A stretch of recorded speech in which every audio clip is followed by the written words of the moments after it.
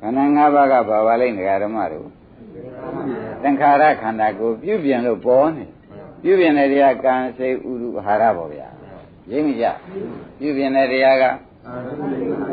ပြုပြင်လို့ပေါ်လာတာကခန္ဓာ၅ပါးကိုဘာတရားလို့ခေါ်ကြမလဲဒါဖြင့်ဓမ္မတွေမျက်စိနားနာကောင်းလျာကိုယ်တွေကိုဘာခေါ်ကြမလဲသင်္ခါရတရားလို့မှတ်ထားလိုက်တာပေါ့။ဒီတဲကဓမ္မတွေကစဉ်းစားလိုက်ပါတော့မျက်လုံးကမြင်လောက်အောင်အထုတ်ပေးလိုက်ပြန်မြင်လောက်တဲ့ရုပ်ကလေးထည့်ပေးလိုက်ပြန်မြင်ရတာမမြင်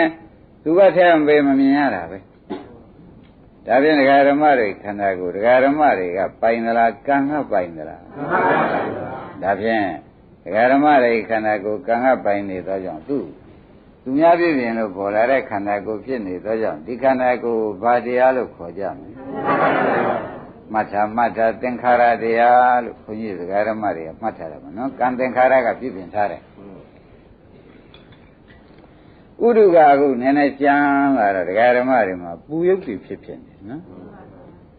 ပူရုပ်တွေဖြစ်ပြီးကာလဥဒုနဲ့ပတ်သက်ပြီးကာလစိတ်မချမ်းသာတဲ့ဒေါသစိတ်တွေလည်းပေါ်ကြဓမ္မတွေစဉ်းစားကြည့်တာကိုဒုသနာဖြစ်တဲ့တချို့သောရုပ်တွေကလည်းဥဒုကပြုပြင်ထားတာပါလားတချို့သောစိတ်တွေကလည်းဥဒုကြောင့်ပဲဖောက်ပြန်လာတဲ့စိတ်တွေပါလားလို့ဆိုရင်လွယ်ပါဒါဖြင့်ဓမ္မတွေခန္ဓာကိုယ်ထဲမှာလည်းတချို့ရုပ်တွေလည်းတချို့စိတ်တွေလည်းဥဒုကပြုပြင်ထားတော့တယ်ဆိုရင်လွယ်ပါဒါဖြင့်အဲဒီတချို့ရုပ်တချို့စိတ်ကိုလည်းသင်္ခါရတရားလို့ပဲနာမည်ပေးလိုက်တာတချို့ကြတဲ့ဓမ္မတွေစားကောင်းလို့ဝါဖြိုးလာတယ်မျိုးလုံးတွေဘာတွေကြီးလာတယ်ဆံမင်းတွေဘာတွေသန်းလာတယ်ဆိုတာကောမရှိဘူးလားရှိပါဘူးဒါကြောင့်လည်းဓမ္မတွေစားတော့လိုက်တဲ့ဆံမင်းခဲပွဲဘောဇင်ကပြုပြင်လိုက်တာအာဟာရသင်္ခါရကပြုပြင်လိုက်တာနဲ့ဓမ္မတွေခန္ဓာကိုယ်ဟာအသားရည်တွေစူပြေလာတယ်ဝါဖြိုးလာတယ်လက်ဆက်လာတယ်ဆံမင်းတွေဘာတွေကောင်းလာတယ်သွားတွေဘာတွေရင်ကျက်ပြီးဒီကလာလာတယ်ဆိုတာတွေလည်းအာဟာရသင်္ခါရကလည်းပြုပြင်တချို့ဓမ္မတွေအလုံးပါပဲစိတ်ကောင်းတဲ့ရုပ်ကလေးတွေများရှင်လို့ကြည်လို့မရှိကြဘူးရှိပါဘူးအဲ့ဒါတွေကြတယ်စိတ်သင်္ခါရကပြုပြင်ထားတယ်